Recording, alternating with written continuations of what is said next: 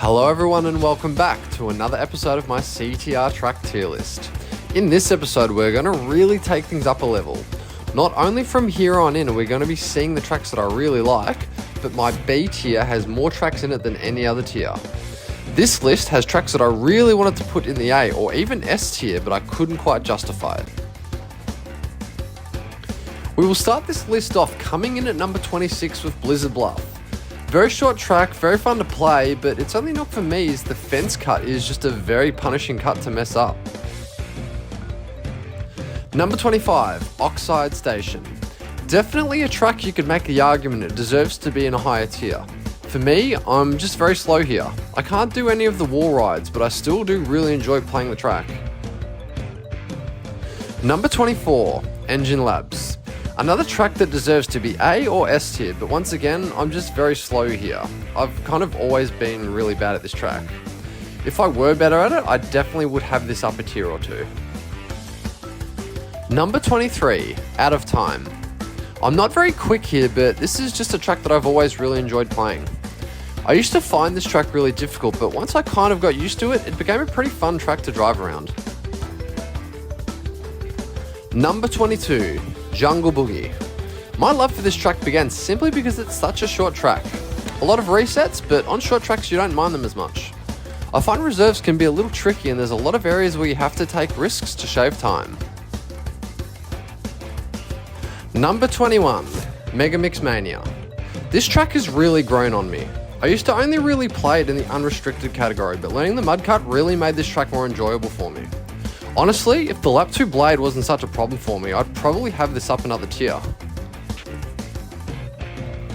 Number 20, Drive Through Danger. Another track that I've really learned to love. Honestly, just a really fun track to drive around. There's a lot of cuts. It's kind of like the baby of Hot Air Skyway. My only knock on this track is the lap 1 reserves. They're a huge issue for me. This is where most of my resets are. So if I could enter lap 2 more often, then yeah, I'd probably put this one up to A or maybe even the S tier. Number 19, Deep Sea Driving. Honestly, I would have this track in the S tier, but this is the track that takes me several days to get used to it when I time trial it. That first day is a lot of resets due to not understanding my cycles. But yeah, when I get used to it, this is a very fun track to play. Reserves are free and it's fun riding the walls in the tube. Number 18, Tiny Arena. I think I've probably spent more time on this track than any other track in the game.